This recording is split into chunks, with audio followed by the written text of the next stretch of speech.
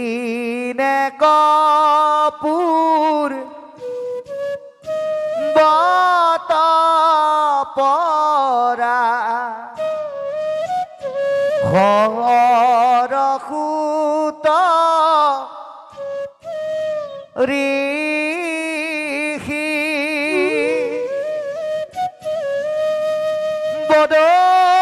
বদরিকা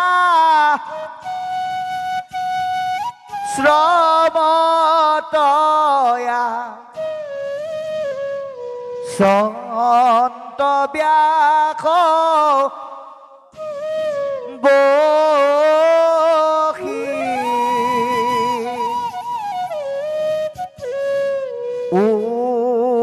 উগুলাথু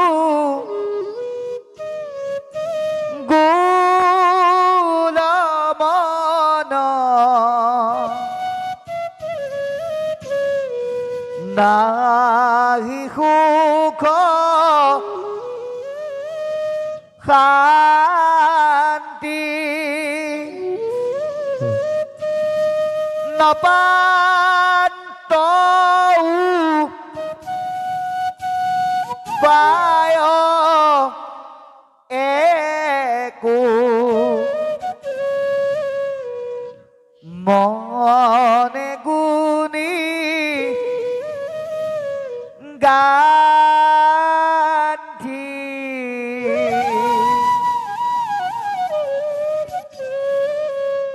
ব্রহ্ম জ্ঞান চিন্তন্তে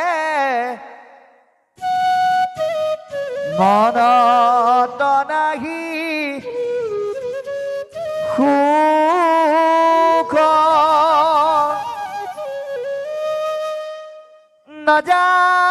নজানন্ত কৃষক মনত মিলে দুঃখ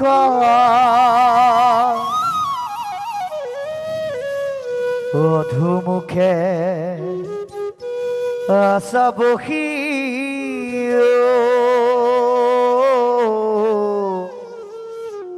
হয়ানি শবদ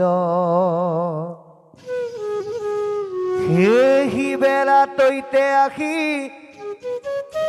মিলিল নাৰদ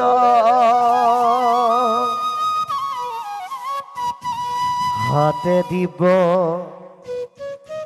বিনা যন্ত্র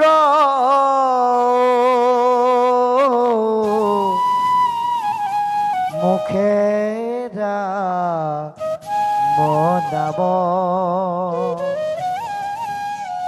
হৃদয়ত কৃষ্ণমূর্তি স্ফূর্তি অবিশ্রাম প্রেমে দ্রব শ্রিততি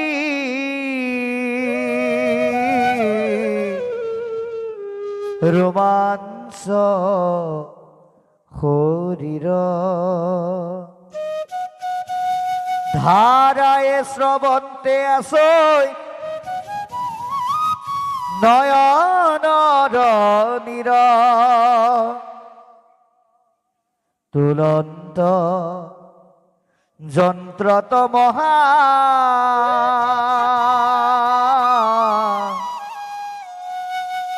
হরির চরিত্র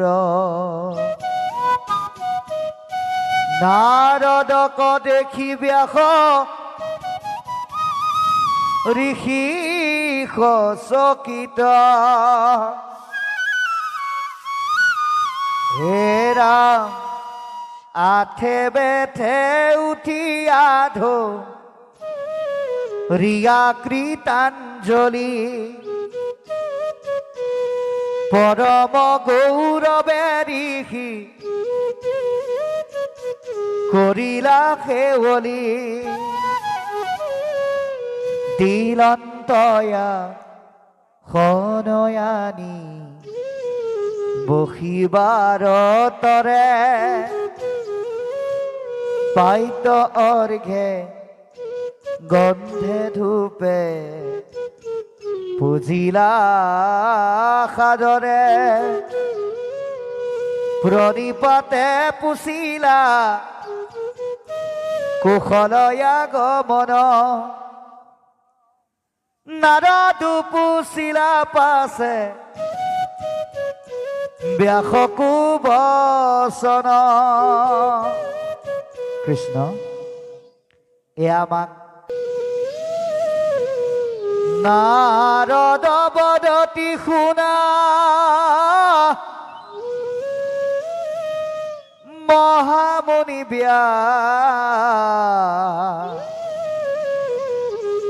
তুমি সি কৰিলা সবে জগতকে না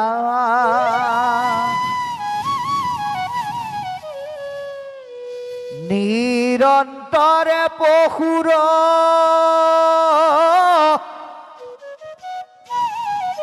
লোৱাইলা তুমি প্ৰাণ নাহি মন্দ কৰ্ম আৰু ইহাৰ সমান অকস্মাতে লোকক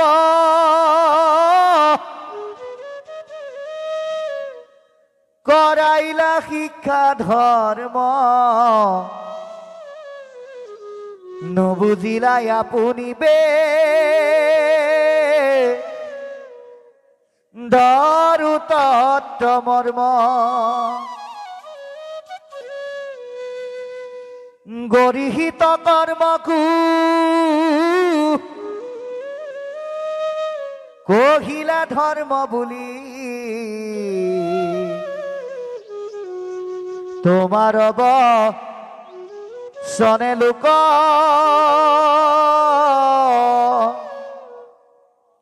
নাখিলা সমুলি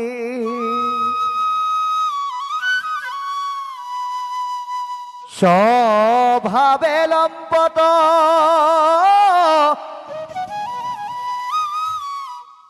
বিষয়ত অনুৰাগ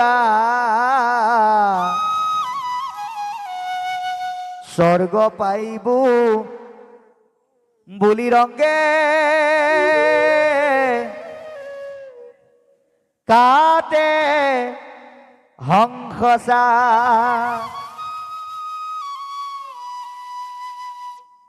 কৰৈ নানা হিংসা ধৰ্ম নানা দেৱ পূজ পুণ্য ক্ষয় ভইলে দুনাই নৰক তমজ যদি জ্ঞানী কৰে তাক কৰে নিবাৰণ আৰু তাৰ বাক্য নমানে একো জন বুলৈ উপালম্ভ কৰি বচন খণ্ডিত ব্যাসত অধিক ভৈল এহেন্তে পণ্ডিত প্ৰকৃতি কহিলা তুমি আনহে ধৰ্মক নকইলা প্ৰখ্যাত কৰি কৃষ্ণ কীৰ্তনক সিজিল তোমাত ঋষি পৰম অন্যায় নাহি সুস্থ চিত্ত তব এই অভিপ্ৰায়। গতিকে এতিয়া ইয়াৰ দ্বাৰা আমি কি বুজিলো? দেখিও কহৰিময়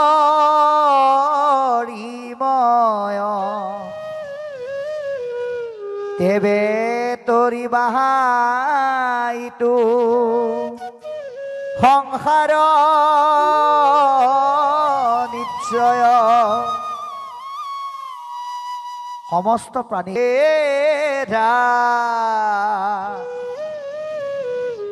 মোট চিত দিয়া যাৰ সন্তোষ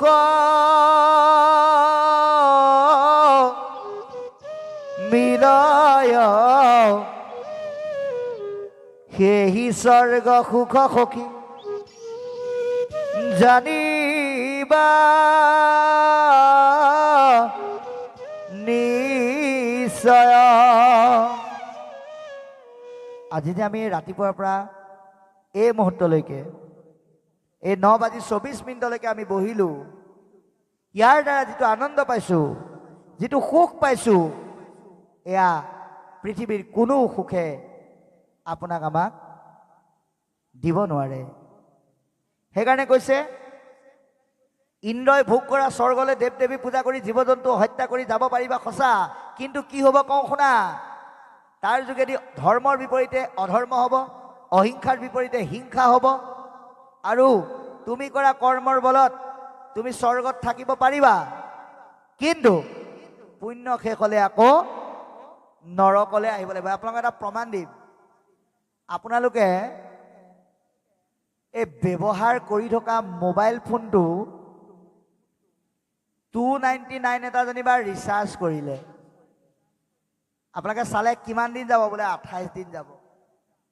29 নম্বৰ দিনটোত আপুনি ৰিচাৰ্জ নকৰাকৈ যিমান টিপি থাকক, আপোনাৰ ফোনো নাহে, মেছেজো নাহে, একোৱেই নহয়। ঠিক তদ্ৰূপ এই ভাগৱত নোহোৱাৰ আগতে ব্যাসে দেখুওৱা পুণ্যৰ পথটো তেনেকুৱাই।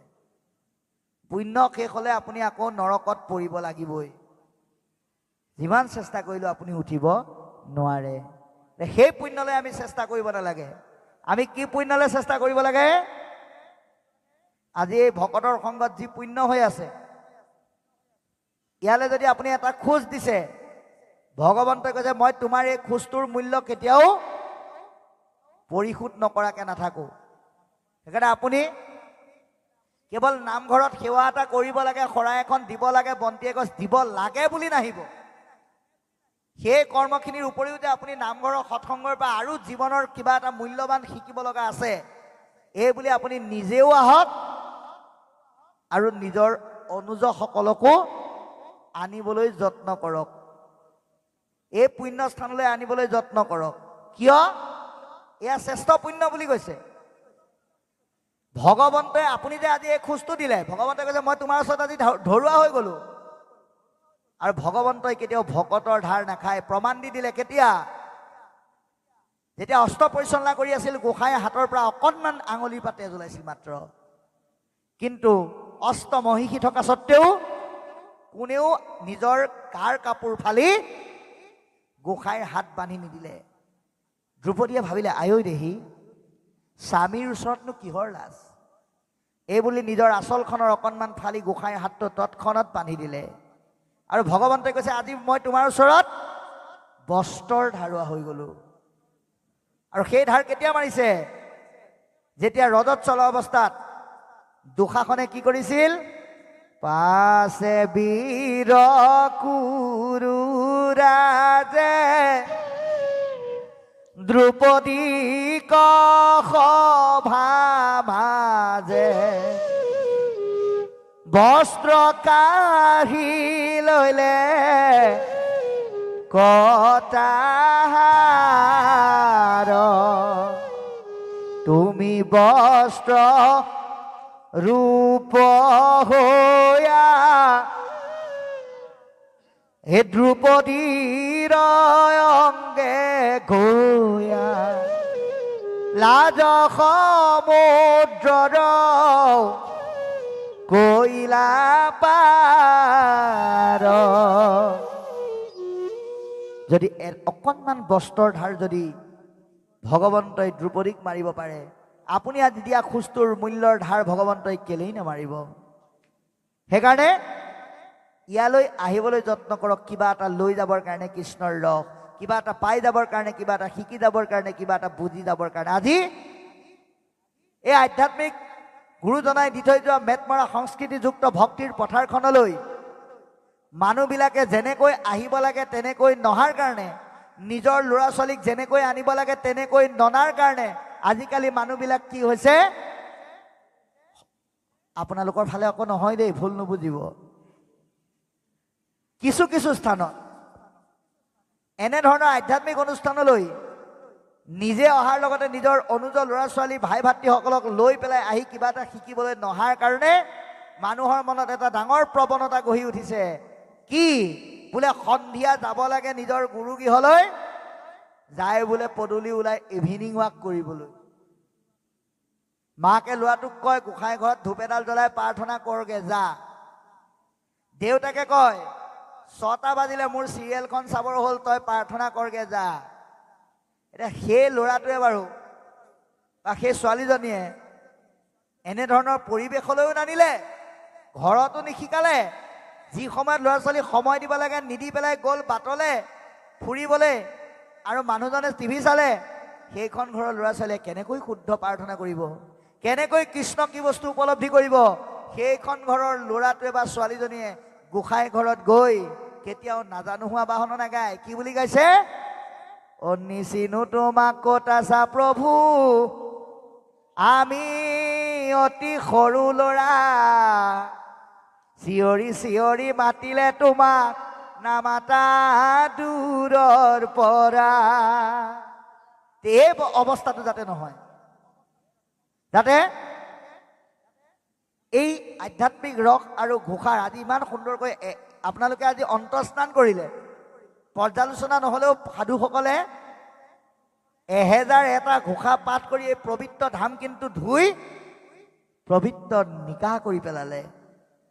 গতিকে আমি এনে ৰসসমূহ ল'বলৈ এনেকুৱা স্থানলৈ নাহি যদি ভোগ বিলাস অট্টহাস্য কৰিব পৰা আনন্দপূৰ্ণ স্থানলৈ নিজেও যাওঁ, আৰু নিজৰ ল'ৰা ছোৱালীকো যদি কওঁ বোলে এতিয়াই নামঘৰলৈ যাবৰ হোৱা নাই, ভক্তিৰ কথা শিকিবলৈ জীৱনত বহুত সময় পাবা, তাতকৈ ফাংচনলৈ যাওঁ, থিয়েটাৰলৈ যাওঁ ব'লা বুলি যদি কওঁ, সেই ল'ৰাটোৱে সেই ছোৱালীজনীয়ে আপুনি বুঢ়া হোৱাৰ পিছত আপুনি যে ভকতৰ স্থানলৈ নানিলে, গুৰুজনাক যে চিনাকি কৰি নিদিলে, বৰগীত সংস্কৃতিৰ এটা অন্যতম উপাদান বুলি যে নকলে, তাৰ কাৰণে আপোনাক আপোনাৰ ল'ৰাটোৱে কিন্তু কৃষ্ণ নামেৰে নামাতে। কি বুলি মাতিব? পুহিবে নপাৰ বুঢ়া, খাইবে মাত্ৰ চাখ, ভুকি কাৰণে বুঢ়া মৰিয়া নাযাখ। আৰু নিজৰ বোৱাৰীয়েকে ভাতকেইটা দিওঁতে কি বুলি দিব? যিখন ঘৰত ভক্তিৰ পৰিৱেশ নাই, এহি বুলি খৰ্ববাণী বুলিয়া বিস্তৰ, অন্নমুঠি দিয়া বোলে বুঢ়া মৰ মৰ। তাতকেও উপায় নাপালে কি বুলি ক'ব? ৰাতি যেতিয়া স্বামী স্ত্ৰীয়ে একেলগে কথা পাতিব তেতিয়া ক'ব, এই বুঢ়াটোক লৈ আৰু নোৱাৰি, একেৰা চাহ খাওঁ ভাত খাওঁকে থাকে, গতিকে এটা কিবা এটা কৰা। আৰু সেইজন পিতেকে যিজনে আধ্যাত্মিকতাৰ ৰস নাপালে, গুৰুজনাৰ সংস্কৃতিক নুবুজিলে, বৰগীত কি নিশিকিলে, নামঘৰলৈ আহিবলৈ মাক দেউতাকে দৰ্শন নিদিলে, সেই ল'ৰাটোৱে নিজৰ আইগৰাকী অৰ্থাৎ ভাৰ্যাৰ লগত কথা বতৰা পাতি দেউতাকক ক'ব, দেউতা মাহে মাহে মই পইচা দি থাকিম, কিন্তু তোক আমি আমাৰ লগত নাৰাখোঁ। ক'লৈ লৈ যাম? তহঁতৰ নিচিনা মানুহ থকা এটা জেগালৈ লৈ যাম, যাৰ নাম বৃদ্ধাশ্ৰম। আটাইতকৈ ডাঙৰ কথা, য'ত মহাপুৰুষ শ্ৰীমন্ত শংকৰদেৱে ধৰ্মৰ বীজ সিঁচি দিলে, য'ত দাৰ্শনিক পণ্ডিত যুগনায়ক মাধৱ মহাপুৰুষে 1001টা ঘোষাৰ দ্বাৰা ভক্তিৰ ৰসৰে নামৰ নদী বোৱালে, য'ত ৰসৰাজ লক্ষ্মীনাথ বেজবৰুৱাদেৱে অসমীয়া সাহিত্য সংস্কৃতিৰ বৰভেটি নিৰ্মাণ কৰাৰ সপোন দেখিলে, য'ত ৰূপকোঁৱৰ জ্যোতিপ্ৰসাদ আগৰৱালাই সংস্কৃতি চিৰ সুন্দৰ সংস্কৃতি বুলি কৃষ্ণকেই চিনাকি কৰি দিলে, য'ত বিষ্ণুপ্ৰসাদ ৰাভাই তৰিবৰ কাৰণে ৰামকৃষ্ণ নামৰ নৌকাত উঠিব লাগিব বুলি নিজৰ গীতেৰে ক'লে, তেনে এখন সমাজত, তেনে এখন ৰাজ্যত বৃদ্ধাশ্ৰম গঢ়ি উঠাটোৱে আচলতে দুখৰ বিষয়। গতিকে আমি সাৱধান, সেইবোৰ নহ'বৰ কাৰণে এনেধৰণৰ পৰিৱেশ, এনেধৰণৰ স্থানলৈ আমি কেৱল বয়োবৃদ্ধসকল অহাটোৱেই কাম্য বুলি নাভাবি আমি সকলো আহিব লাগিব। সেইকাৰণে কৈছে কি বুলি, যে যদি জ্ঞানীগণে কৰে তাক কৰে নিবাৰণ। হে ব্যাস, তোমাৰ অৱৰ্তমানত যদি মানুহে শুদ্ধ পথটো যদি গুণী লোকে কাৰোবাক দেখুৱাইও দিয়ে আৰু তাৰ বাক্যক নমানে একোজন, আৰু তেওঁৰ বাক্য কোনেও নামানে, বুনৈ উপালম্ভ কৰি বচন খণ্ডিত, সেই শুদ্ধ পথ দেখুৱাই দিয়া জনক মানুহে উপলুঙা কৰিব কি বুলি, ব্যাসতো অধিক ভৰিল এহেন্তে পণ্ডিত। এতিয়া ব্যাসতকৈ অধিক পণ্ডিত ওলালে, সিজিল তোমাৰ ঋষি পৰম অন্যায়। গতিকে সেইকাৰণেই তোমাৰ অন্যায় হ'ল। গতিকে আমিও যদি এনেকুৱা কৰ্ম কৰোঁ তেতিয়াহ'লে আমাৰ দ্বাৰাও অন্যায় হ'ব, আৰু আমিও জীৱনৰ শেষ সময়ত অস্থিৰতাৰ মাধ্যমেৰে অশান্তিত কটাব লাগিব। সেইকাৰণে পৰৱৰ্তী পদে আমাক কৈছে,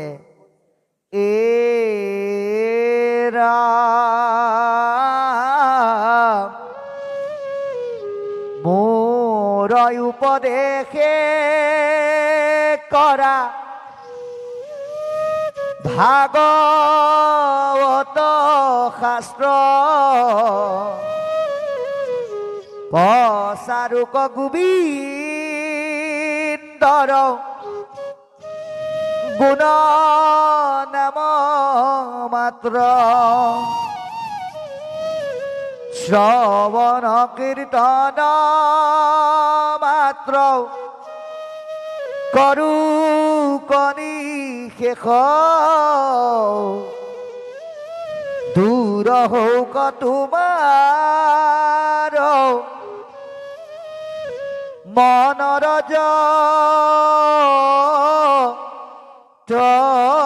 ক্লেশ, জৈদপি ভকতি নৱ বিধ মাধৰ, শ্ৰৱণ কীৰ্তন তাতো মহাশ্ৰেষ্ঠতৰ, অৰ্চন বন্দন ধ্যান সমস্তকে কৰি, যশ কীৰ্তনত তুষ্ট হুন্ত হৰি, হে ৰাম ভকতে যতে গাৱে গুণ নাম ছয়, তাৰ মালা গান্ধি আপি ধন্ত কৃপাময়, হেন জানি ব্যাস ঋষি তুমি সৰ্বজান, নিৰ্মিউক শাস্ত্ৰ কৃষ্ণ চৰিত্ৰ প্ৰধান, যিটো বাক্যে নাই নাম কৃষ্ণৰ চৰিত্ৰ, উচিষ্ট গৰ্তটো কৰি শিশিৰ পবিত্ৰ কাকতুল্য কামি মনুই সৰতা তৰতি ভকতৰ নাই তাত অভিলাষমতি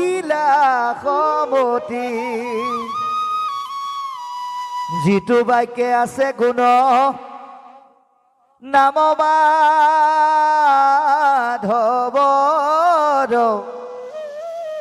শিশি বাক্যে হৰে পাপ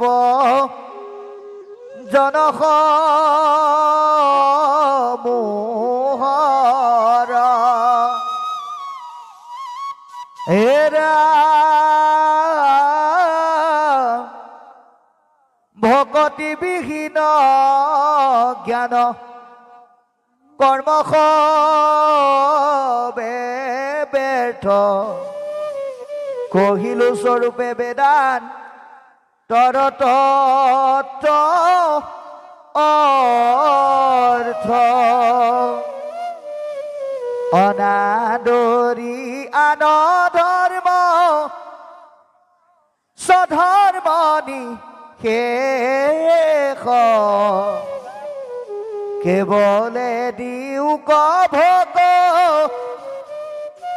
তিৰায়ুপ দেশ ভকতি সেই কৰে সংসাৰ বন্ধনাশ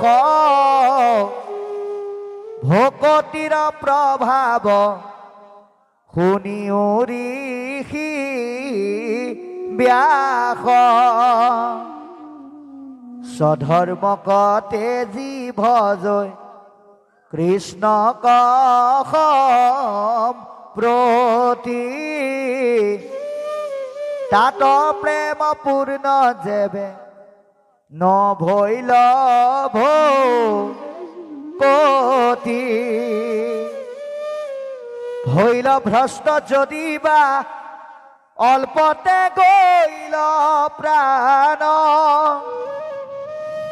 জানা নাহি তথাপি তাহাৰ অকলান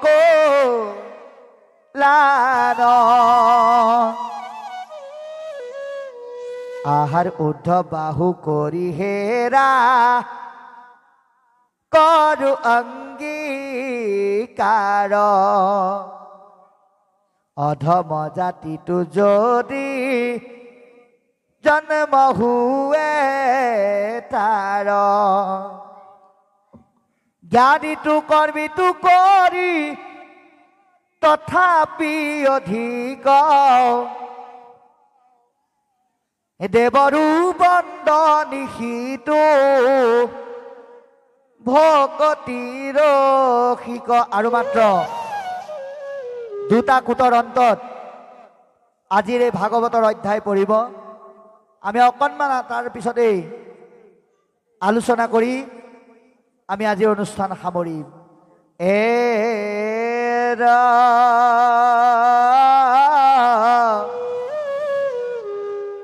হেন জানি মহাবুদ্ধি মন্তজি জন ভকতিৰ অৰ্থে মাত্ৰ কৰো কাজ তন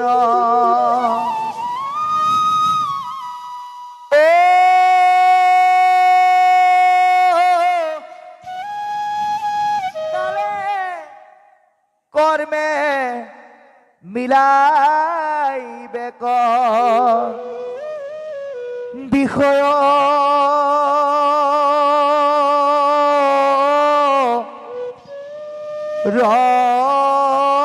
ৰসুখ উপদেশী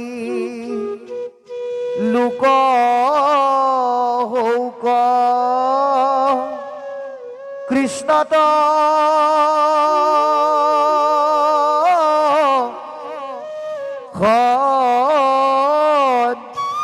মুখ ৰামৰা হৰি ৰাম ৰাম ৰাম। এতিয়া আমাক পদে কি ক'লে? মূৰ উপদেশে কৰা ভাগৱত শাস্ত্ৰ। হে ব্যাস, তুমি মোৰ উপদেশত ভাগৱত শাস্ত্ৰ প্ৰণয়ন কৰা। কিয়? পচাৰুক গোবিন্দৰ গুণনাম মাত্ৰ। ভাগৱতৰ এই 335টা অধ্যায় আছে সৰ্বমুঠ, 12টা স্কন্ধ, 5,96,000 শব্দ, 10টা লক্ষণ। ইয়াত বিভিন্ন কাহিনী উপকাহিনী থাকিলেও ইয়াৰ মূল দৰ্শনটো কিন্তু ঈশ্বৰৰ নাম।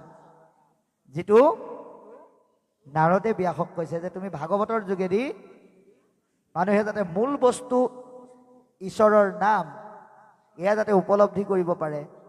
মাত্ৰ অৰ্থাৎ কেৱল কৃষ্ণৰ নামেই ভাগৱতৰ সাৰময় বস্তু, ইয়াক যাতে উপলব্ধি কৰে তাৰ কাৰণে তুমি শাস্ত্ৰ প্ৰণয়ন কৰা। গতিকে আমি ভাগৱতলৈ অহা মানে ঈশ্বৰৰ নামলৈ অহা। ভাগৱতৰ জ্ঞান লোৱা মানে আমি নামমুখী বা ভক্তিমুখী হোৱা। গতিকে কৈছে শ্ৰৱণ কীৰ্তন মাত্ৰ কৰোঁ নিশেষ। মানুহে যাতে জীৱনৰ সময়খিনিক সুন্দৰৰ পৰা আনন্দ সুন্দৰ কৰিবৰ কাৰণে ৰস থকা ভাল কথা, ঈশ্বৰৰ কথা যাতে শ্ৰৱণ আৰু কীৰ্তন কৰে। আৰু তেতিয়াহে ব্যাস তোমাৰ মনৰ মলিনতা দূৰ হ'ব। আমিও যিমান শ্ৰৱণ কীৰ্তন কৰিম আমাৰ হৃদয়ৰ লেতেৰাবিলাক নাইকিয়া হ'ব। যদ্যপি ভকতি নৱবিধ মাধৱৰ, যদিও 9বিধ ভকতি শ্ৰেষ্ঠ বুলি কৈছে, কিন্তু শ্ৰৱণ কীৰ্তন জানা অতি শ্ৰেষ্ঠতৰ। 9বিধ ভকতি কলিকালৰ লোকে কৰি শেষ কৰিব নোৱাৰে। সেইকাৰণে কৈছে সহজলভ্য পথ, ভক্তিৰ সহজ উপায় শ্ৰৱণ আৰু কীৰ্তন।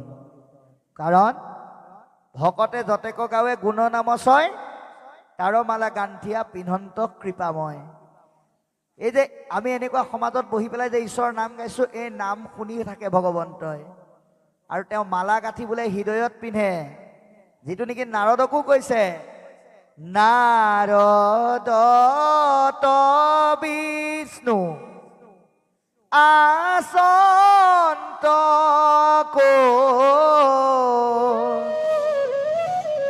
বৈকুণ্ঠ তমই নথাকুৰ যোগীৰ হিয়া এৰি সমুদায় থাকো বৈষ্ণৱদ কীৰ্তন চা। গতিকে আজিৰ দৰে সৎস্থানত ভগৱন্তই থাকি নামৰ মালা গাঁঠে আৰু সেই মালা ভগৱন্তই পিন্ধে। গতিকে আমি সেই নামৰ মালা গাঁঠিবলৈ ঈশ্বৰক সুবিধা কৰি দিবৰ কাৰণে ভাগৱতৰ যোগেদি আমি নামমুখী হ'ব লাগিব। হেন জানি ব্যাস ঋষি তুমি সৰ্বজান। হে ব্যাস, তুমি সকলোবিলাক নজনা নহয়, তুমি সকলো জানা। নিৰ্মীয়ক শাস্ত্ৰ কৃষ্ণ চৰিত্ৰ প্ৰধান। অন্যান্য শাস্ত্ৰসমূহ তুমি ঠিকেই লিখিলা, কিন্তু কৃষ্ণৰ চৰিত্ৰ তুমি প্ৰধান হিচাপে নিদিলা। গতিকে এই ভাগৱতত ঈশ্বৰৰ চৰিত্ৰক তুমি প্ৰধান হিচাপে দি সেই শাস্ত্ৰ তুমি ব্যক্ত কৰা, প্ৰকাশ কৰা। কিয়? যিটো বাক্যে নাই নামক কৃষ্ণৰ চৰিত্ৰ। আপুনি যদি ৰাতিপুৱা শুই উঠাৰ পৰা ৰাতি শোৱালৈকে কেৱল যদি অন্য ধৰণৰ কথাই পাতি থাকে, আপোনাৰ মুখত যদি কৃষ্ণ নাম নাই, তেতিয়া আপোনাৰ দেহটোক আৰু আপোনাৰ মনটোক লেতেৰা উচিষ্ট গৰ্তৰ লগত তুলনা কৰিছে।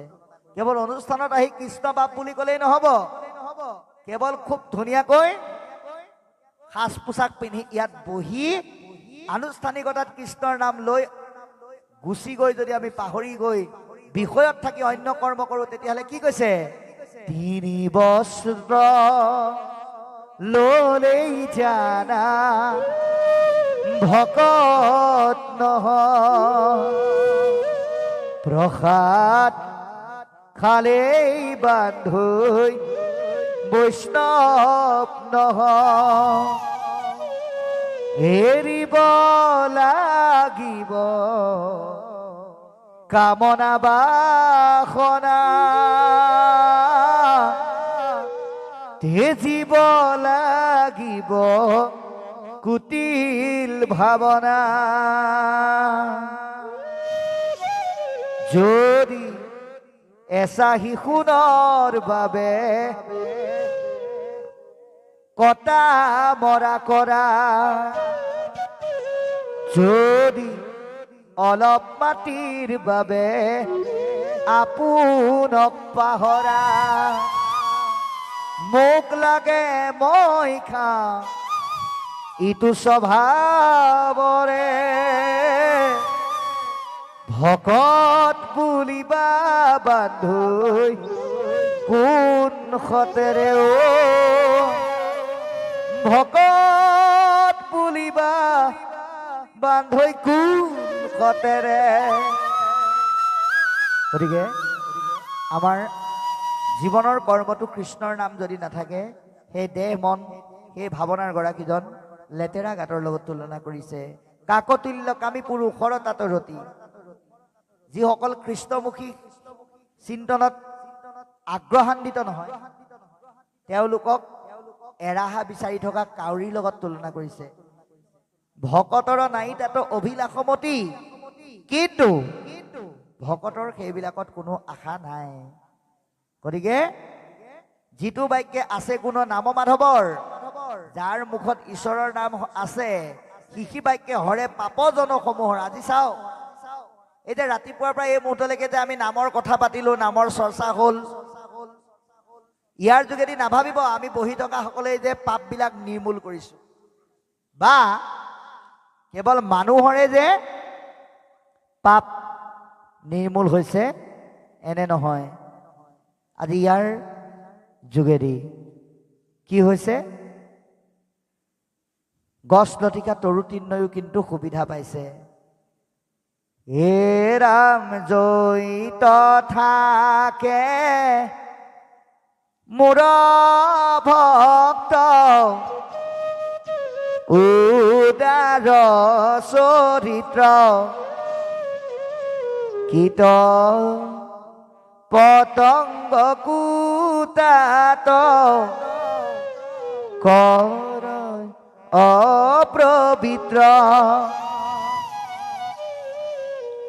আজি এই কৰ্মৰ দ্বাৰা গছ লতিকা তৰু তৃণ সকলোখিনি এটা উত্তৰণ হোৱাৰ সুবিধা পাইছে আৰু এই কৰ্ম আঁচনি গ্ৰহণ কৰা সকলক সেই পশু পক্ষী গছ লতিকাই যিটো আশীৰ্বাদ দিছে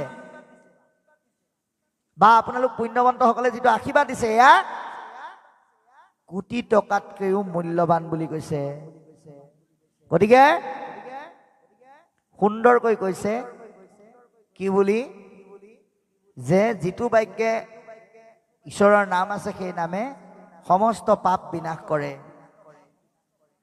ভকতিবিহীন জ্ঞান কৰ্ম সবে ব্যৰ্থ আমি ভকতিবিহীনভাৱে যদি কৰ্ম কৰোঁ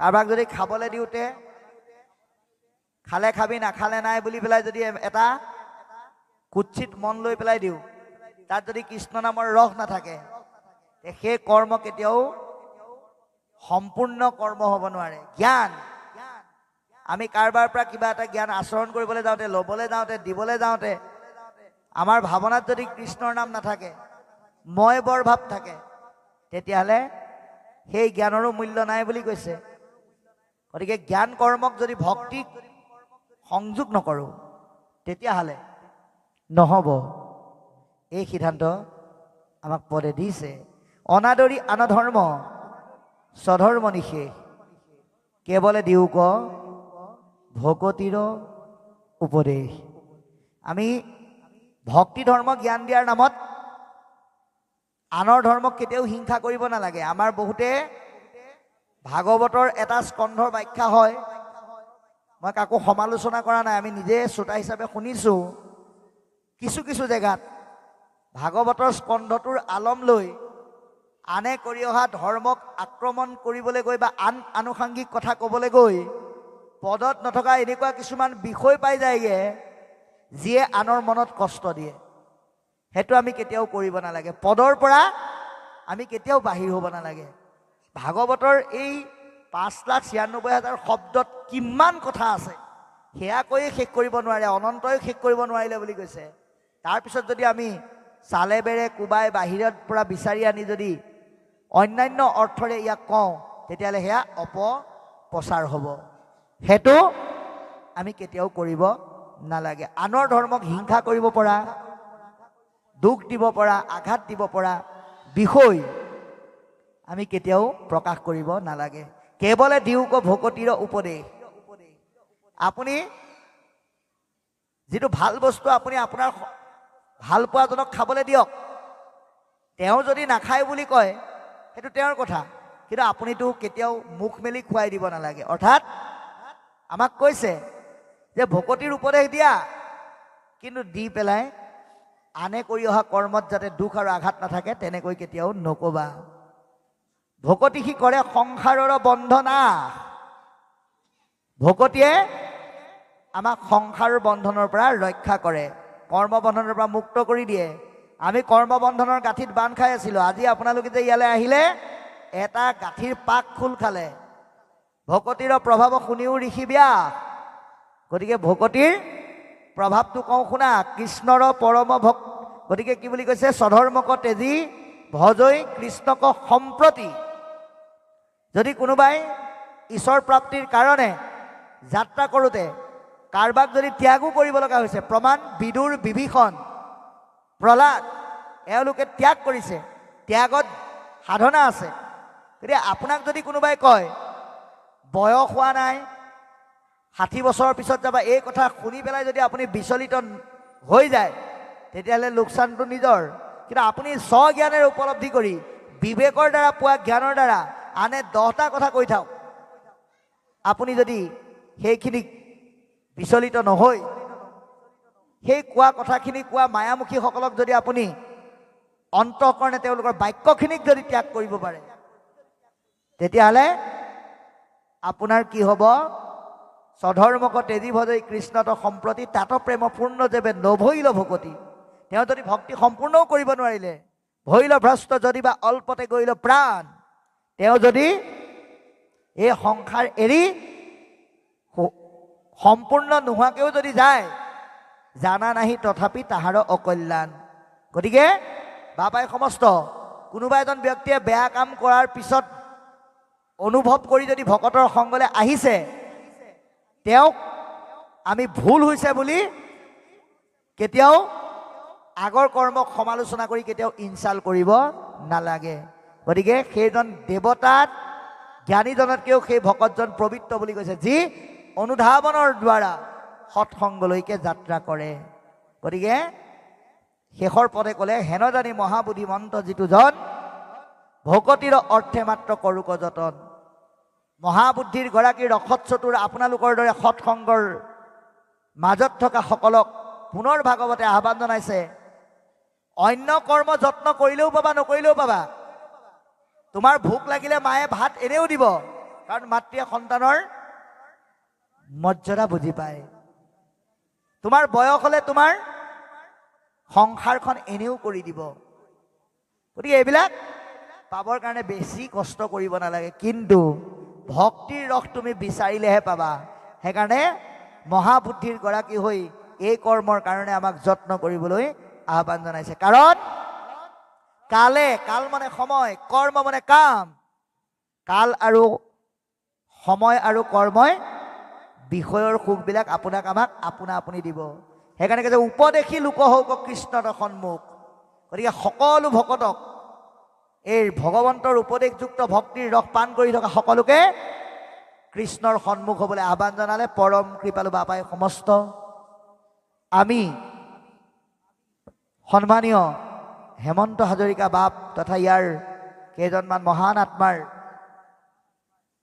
কৃপাত আপোনালোকৰ মাজত আহি অকণমান ঈশ্বৰৰ সেৱা ধৰি দুটামান কথা আদান প্ৰদানৰ মাধ্যমেৰে কৃষ্ণ কথা কেইটামান ভাগৱতৰ পৰা শিকিলোঁ।